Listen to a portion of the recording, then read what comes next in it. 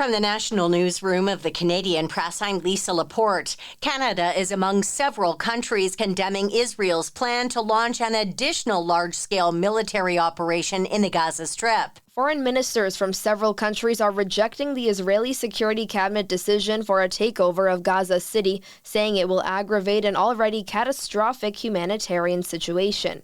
The ministers from countries including Canada, Australia, France, Germany, and the United Kingdom say the plan will force further mass movement of civilians as well as endanger the lives of hostages still being held.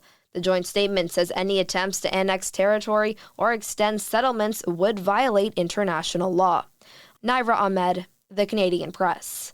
Meantime, tens of thousands of Israelis rallied across Israel today in what local media is calling one of the largest anti-government protests in months.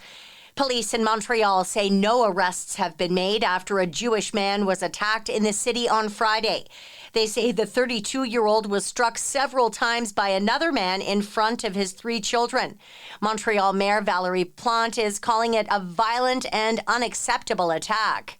Newfoundland and Labrador Premier John Hogan says close to 3,000 people remain under a provincial evacuation order due to wildfires burning across the province. Ukrainian President Volodymyr Zelensky is rejecting the idea of giving up land to end the war with Russia. His response today comes after U.S. President Trump suggested that a peace deal could involve some swapping of territories.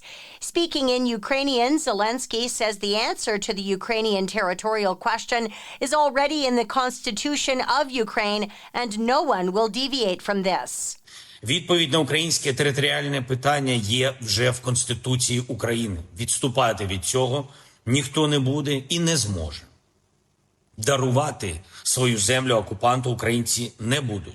Trump plans to meet with Russian President Vladimir Putin in Alaska on Friday. Zelensky insists that any peace negotiations must include Ukraine. And underwater videographer John Roney says he and a longtime diving buddy got a big surprise recently in Nanoose Bay on the east side of Vancouver Island while searching for octopus.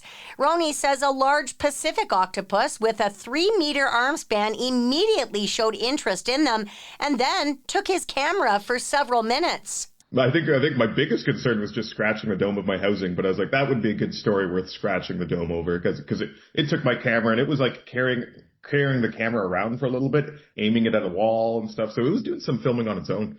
Roney posted the video online and gave a joint credit to the octopus. This is the Canadian Press. In sports, the Toronto Blue Jays take on the LA Dodgers in Major League Baseball action tonight. Canada's Felix Auger-Aliassime and Gabriel Diallo have advanced to the Cincinnati Open's third round in men's singles action. And a preseason NFL game between the Detroit Lions and Atlanta Falcons ended early last night after Lions player Maurice Norris was seriously hurt while trying to make a tackle in the fourth quarter. Norris collapsed and was taken off the field via ambulance. Lions head coach Dan Campbell gave an update on his player's status. He's breathing, he's breathing, he's talking. It's good. He's got some movement, and now they're running more tests. This comes 2 years after Buffalo Bills safety Damar Hamlin went into cardiac arrest and had to be resuscitated on the field during a regular season game against the Cincinnati Bengals in January of 2023. From the Canadian Press, I'm Lisa Laporte. Thanks for listening. Don't forget to follow and subscribe. For more of today's top stories, visit thecanadianpressnews.ca.